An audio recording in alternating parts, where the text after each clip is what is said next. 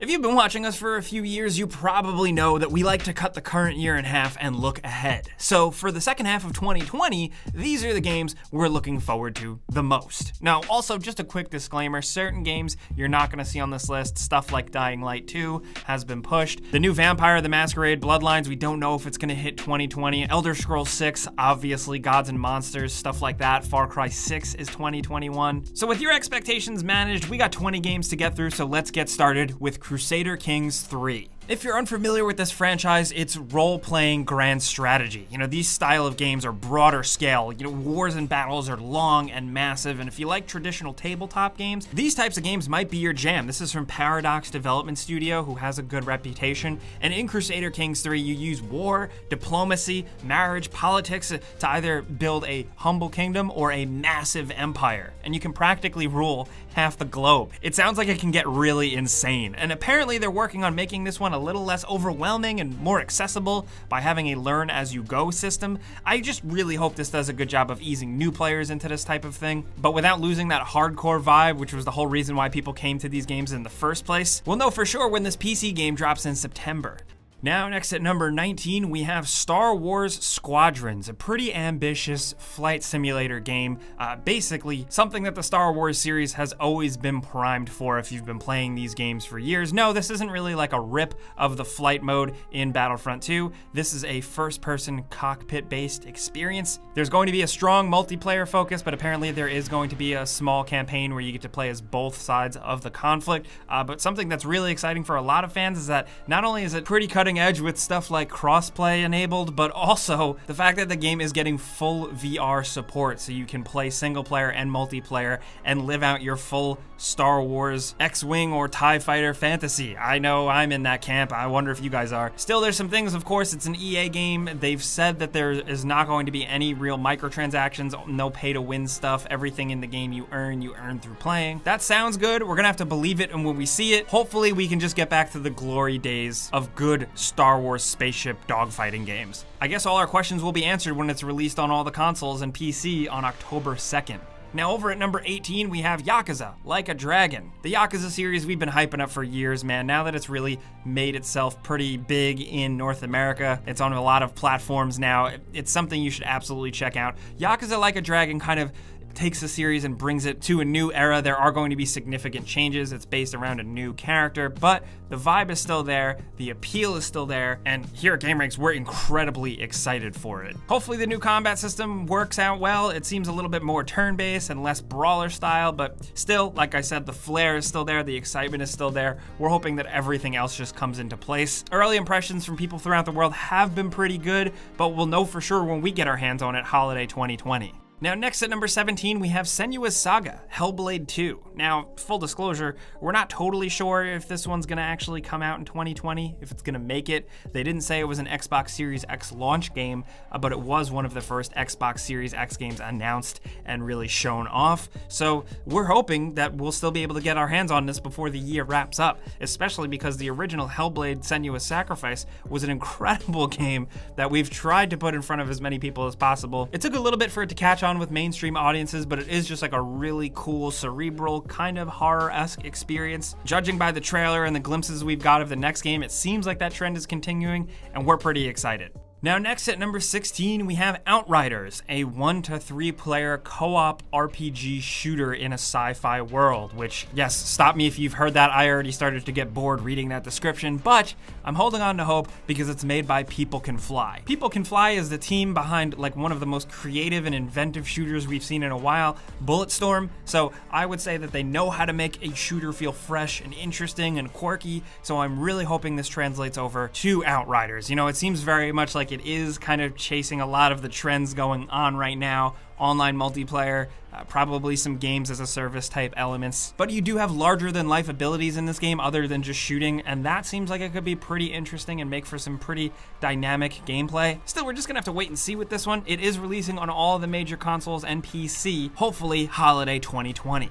Now over at number 15, we have Godfall, another kind of online focused, maybe to some people a little bit generic action shooter online game thing. Still, I will say Godfall has some really cool character designs, and generally everything here looks incredibly over the top. Some of the melee action does look really exciting, especially like once you look past the surface level. If you don't judge this game by its cover, maybe it's gonna have some cool things going on. Also, it was pretty forthcoming as being like one of the first confirmed PlayStation 5 games. It's also going to be releasing on PC, but yeah, so far it does look pretty in the graphics department and hopefully just pretty exciting. Right now, Godfall is also listed as Holiday 2020. Now over at number 14, we have Dirt 5. Dirt 5, believe it or not, is actually the 14th game in this series that has evolved so far from when it was originally Colin McRae Rally. And generally, I hate to sit in the passenger seat with this one, but they've been doing good things with the Dirt series, from Dirt as the mainline games to Dirt Rally. I just feel like they've got these games figured out by now, and I'm really excited to see what they can add this time around to just make it more interesting. Some of the locations are pretty exciting, listed so far as Arizona, Brazil, China, Italy, New York City, and Norway. Not only that, there is going to be a dynamic weather system and seasons for all of the areas that you're racing through, which, as we've seen in other modern racing games, can actually shake things up quite a bit and just be really cool to experience. For something like this, especially an off-road racing game, Dirt 5 could really kick ass, and thankfully we have a pretty solid release date for all the major consoles of October 9th, 2020. Now over at number 13, of course, we got to acknowledge it. We always do with videos like this.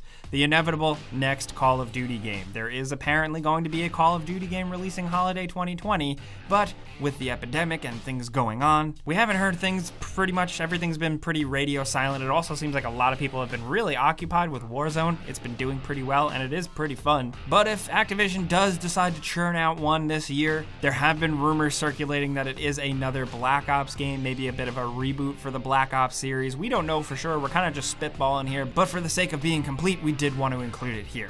Now over at number 12, we have Paper Mario, the Origami King. This is releasing for Nintendo Switch fairly soon if you're watching this video close to its launch. So far, Paper Mario seems to be pretty fun, although changing some Paper Mario series staples. The inclusion of origami into the world just seems creative, and it could really make sense. And honestly, hopefully, for some people with the success of Nintendo Switch, Paper Mario and the Origami King will expose new people to the Paper Mario series, which has always been, I think, criminally underrated. But anyway, people will get their hands on that on Nintendo Switch July 17th. Now over at number 11, we have Wasteland 3. The legendary post-apocalyptic strategy RPG is returning with like a winter twist following the success of Wasteland 2 in 2014. The series from way back in the 80s has been brought back to the forefront, and now Wasteland 3 looks pretty sweet. It's bringing a lot of the stuff that was established in 2 with the same team who had that attention to detail from the old games. Now you're in snowy Colorado mountains where you set up a new base of operations and you train new survivors. Squad-based tactical combat returns, of course, with rangers that you can customize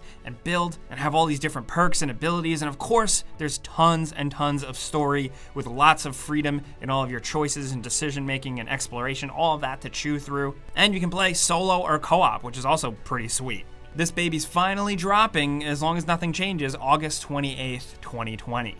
Now over at number 10, we have Watch Dogs Legion, which seems like after Watch Dogs 2, where they started to make things a little crazy, with Legion, they're just going batshit insane. This one takes place in a near future London, clamped down by tons of surveillance everywhere, and you basically play as the ordinary citizen who rises up to fight back. The game has a pretty interesting system where you can basically recruit any NPC out in the world on the street and build them up to become an everyday hero, and basically build your own whole team of kind of hackers, assassins, brutes, in just like a wildly weird and ambitious concept for a game, and especially like a wild little departure for Watch Dogs, but at the same time it still kind of makes sense, you know what I mean? When this game was first announced and first shown off, I thought it was a little rocky, but after the Ubisoft thing from a couple days ago where they went deep into it and we got some previews, I'm actually pretty excited for this one. It does actually seem like it's meeting its ambitions in a lot of ways, and at the end of the day, it's an open world action crime steel car game that's trying to be creative. And any game that tries to flip that formula on its head, I'm gonna at least give a shot. Watch Dogs Legion finally has a release date of October 29th for all the major consoles and PC. Now next at number 9, we have Tell Me Why, which is a story-based game from Don't Nod Entertainment, the folks behind, of course, Life is Strange. And this seems very much to be a game. If you are a Life is Strange fan, you probably should be pretty excited for this because it's them them doing their thing. They figured out what they're good at. This is going to be a 3-episode game released across 2020, apparently exclusive for Xbox and Windows. The game apparently focuses on 2 twins who come back to their childhood home to kind of like focus on some past traumas. Apparently they have different recollections of what happened in their past, and it's up to you to kind of piece them together and figure it out. From a storytelling perspective, that does sound really interesting. I hope that this does kind of shake the mold here. Also, I do commend them for doing only 3 episodes, because sometimes episodic games have a tendency to lose the thread. Tell Me Why could be pretty interesting, especially if you're fans of games like this. And we'll be playing probably at least the first episode this year.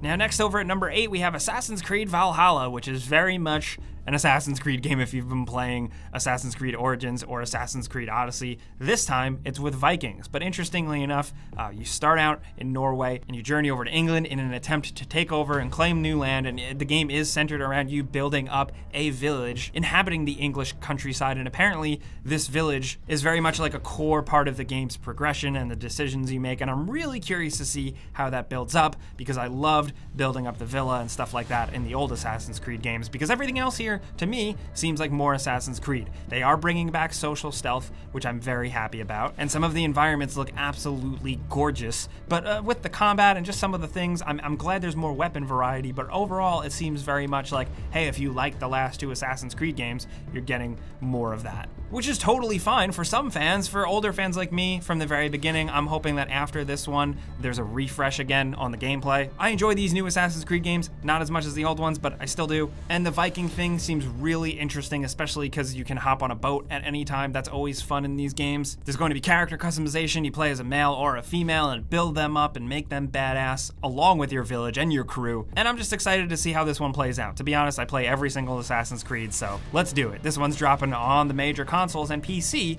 November 17th.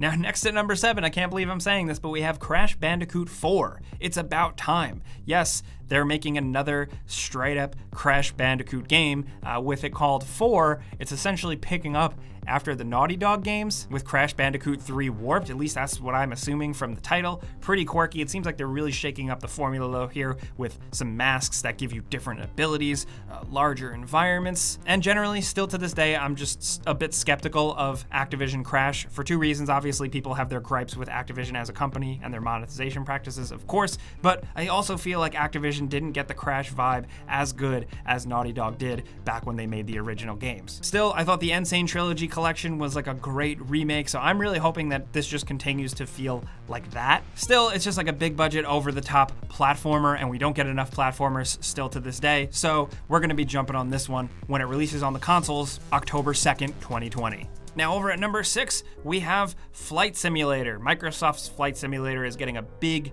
new game. It's releasing August 18th of this year, and holy heck does it look incredible and massive and comprehensive. Using real-world scans and map data, you're able to fly basically anywhere with all sorts of real-time day, night, and weather effects going on. The game looks like an absolute graphics card killer, of course, but they're also making this one a little bit more accessible, of course.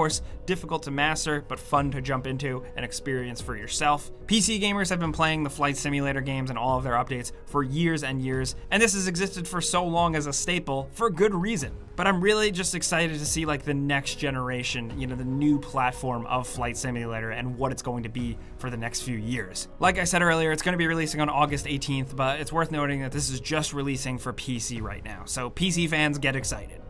Now over at number 5, we have Marvel's Avengers, which yes, this game is still a thing. It went quiet for a minute, but now we've got tons of details about it. And now that they really explain what the game is, I get it, and it does seem like it could be exciting. It's a little dicey, it could still be rough, but there's a good, exciting focus on replayable missions, playing with friends, and just some good melee action with all of your favorite Marvel characters. Not only that, MODOK is one of the main villains, which is incredibly exciting for a weird nerd like me. You're also going to be able to collect loot and it's different colors, and you're going to be able to upgrade your characters and give them different like perks and abilities with this loot, which is very much a video gamey thing that we've seen a lot of, but I'm curious to see if Square Enix can give it a real fun Avengers spin. Because honestly, still from what we've seen of the combat and stuff, I like what I see. Running and jumping and smashing dudes as the Hulk, throwing your hammer as Thor looks pretty cool, using your crazy fists as Kamala Khan, not to mention other characters that they're probably going to add later on. I just like seeing new interpretations of my favorite Marvel characters, so I'm in, while still cautiously optimistic, of course. This is releasing on the major consoles and PC September 4th.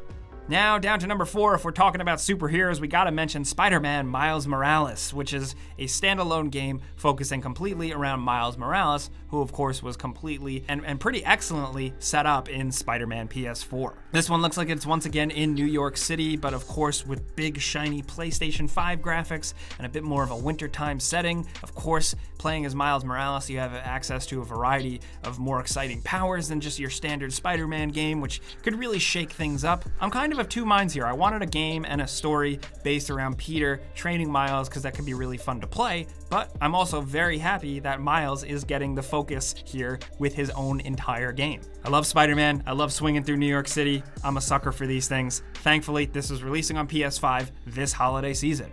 Now, down to number 3, we have Ghosts of Tsushima. The PlayStation 4 exclusive is finally dropping very soon if you're watching this video when it goes up, July 17th.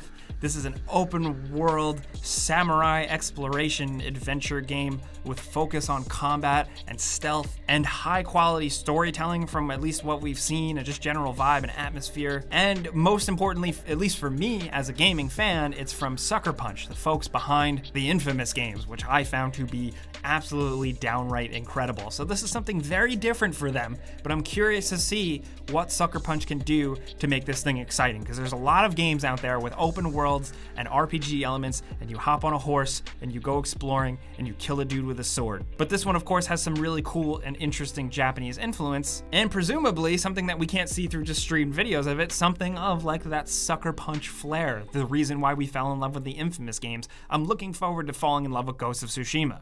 Now down to number 2, we have Halo Infinite, which might be one of the most important Halo games to release in a very, very long time, maybe since like Halo 1 or 2. This is probably going to be the flagship game for Xbox's next Xbox console. And that means the pressure's on, man. This has to be a really, really good Halo game.